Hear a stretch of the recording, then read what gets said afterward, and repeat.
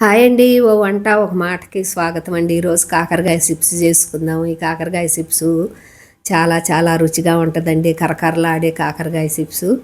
ఇది సాంబార్లోనే, రసంలో అయినా, పప్పులో అయినా, ఈవినింగ్ స్నాక్స్గా అయినా, షుగర్ ఉండాలి రోజు 4 ముక్కలైనా తినొచ్చు.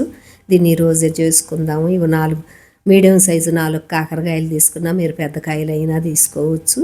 వాటిని శుభ్రం కడిగి ఆరబెట్టుకుని చివర మొదల తీసేసి ఇట్ట రౌండ్ ముక్కలుగైనా బారు ముక్కలుగైనా కోసుకోవచ్చు. వీటిని చిప్స్ లాగా చేసుకుంటే పిల్లలు కూడా కరకరలాడే చిప్స్ ఇష్టంగా తింటారు. విత్తనాలు ఉంటే తీసేసుకోండి, మీకు ఇష్టమైతే ఉంచుకోండి. ఇవి ఇట్లా అన్నీ ఇట్లా కోసుకున్నాం. ఇవి బారుగా పలసగా, చాలా పలసగా కోసుకోవాలి, తొందరగా డీప్ ఫ్రై అవుతాయి. మందంగా కోసుకుంటే లేట్ అవుతాయి. లేతకాయలు అయితే ఆ పాట వేసుకోండి.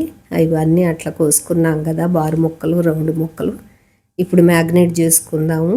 1 స్పూనున్నర కారము, 1/2 స్పూన్ జీలకర్ర పొడి, 1/2 స్పూన్ ధనియాల పొడి, 1/2 స్పూన్ గరం మసాలా, ఒక 1/2 స్పూన్ అల్లం వెల్లుల్లి పేస్టు, ఒక కాయ నిమ్మరసము.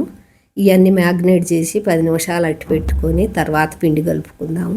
2 స్పూన్లు శనగపిండి, 2 స్పూన్లు వరిపిండి, ఇంట్లో పట్టించుకున్న మొక్కజొన్న పిండి 1 స్పూను. ఇవన్నీ వేసి కలుపుకుందాము. కొంచెం గట్టిగా అనిపిస్తే ఒక చుక్క వాటర్ వేసి కలుపుకోండి. దీనిలో కచ్చబచ్చగా దంచిన ఎల్లుల్లి, కరివేపాకు ఎంచుకుంటే ఆయిల్లో మంచి వాసన, రుచి వస్తాయి.